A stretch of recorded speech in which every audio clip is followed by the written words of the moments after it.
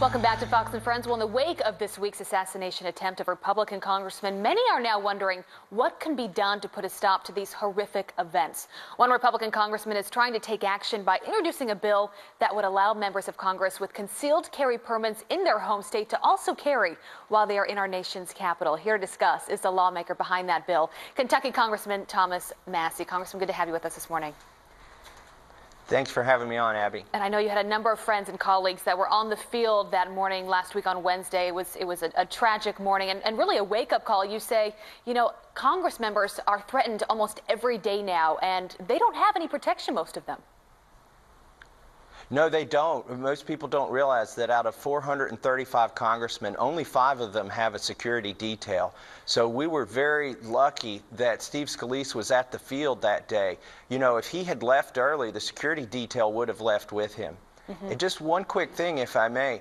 My bill would extend the reciprocity, in fact, the honoring of your concealed carry permit from your home state, not just to congressmen, but also to their staff and anybody that works or visits in Washington, D.C. So I'm not looking for special privileges for congressmen, as some have called for. I'm just looking to extend your Second Amendment rights into the state, or into the city of Washington, D.C. Yeah, well, we know the political rhetoric has been out of control lately. I mean, it's almost every week we see another town hall being interrupted by these protesters and violence. Give us a sense of what it's like to be a congressman today. Do you feel at times like it is an unsettling job to have?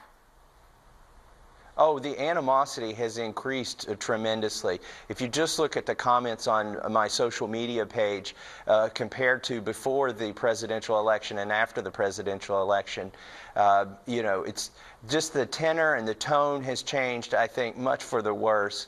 And so I think it's dangerous, the level of rhetoric out there, but this bill is a common sense solution. If I could point out, 2/3 of the states already recognize other states' concealed carry permits.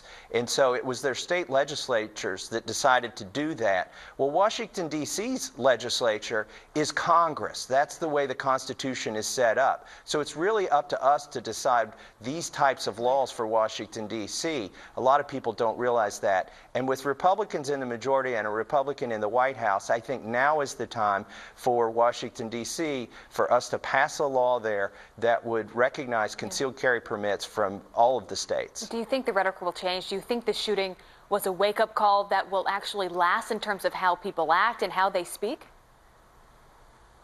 I think it should be a wake-up call, and hopefully it's a wake-up call to my colleagues, too.